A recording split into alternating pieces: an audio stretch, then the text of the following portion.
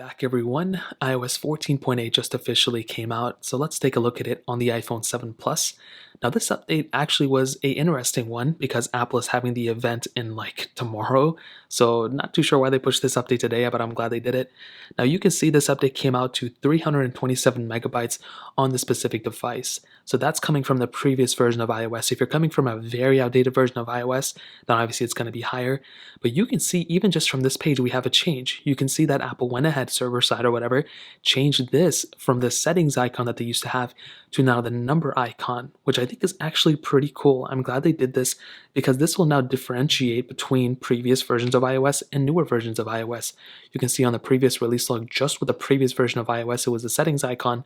Now, the main reason why they did this, I think in my opinion, was to mostly differentiate 14 and 15. They might, and I think they are giving us the ability to install 14 and 15 simultaneously.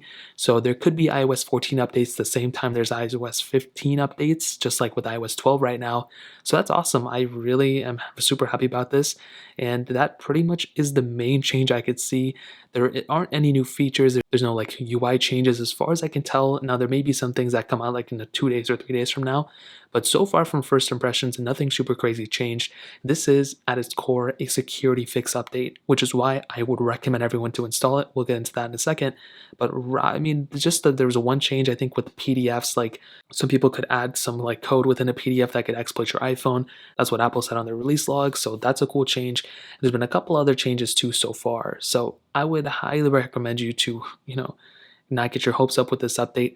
And I guess to answer the question, should you install iOS 14.7 on your iPhone 7 Plus? And I meant iOS 14.8, not 14.7. I would 100% recommend you to install this update on your device.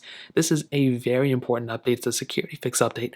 But more so than that, I would recommend you to not install iOS 15 the first day it comes out. It's going to be coming out tomorrow or the day after, whenever it does. And I would recommend you to stay on that version of iOS. Stay on iOS 14. I would not recommend installing iOS 15 when it comes out. It's just going to be a bunch of issues, a bunch of bugs, and you're probably going to have a horrible time. So stick with the latest version of iOS 14, right now 14.8. There may be some more versions of iOS 14 coming out very, very soon, but ultimately I would recommend you staying here. Don't install iOS 15 in my opinion, but install iOS 14.8 for sure. So that pretty much covers it up. If you guys have any other questions or anything like that, let me know in the comment section below. Hit the like button, that would mean so much, but definitely hit that subscribe button. More importantly than everything else, I love every single one of you guys. Hopefully I'll catch you guys in the next video. Peace out till then.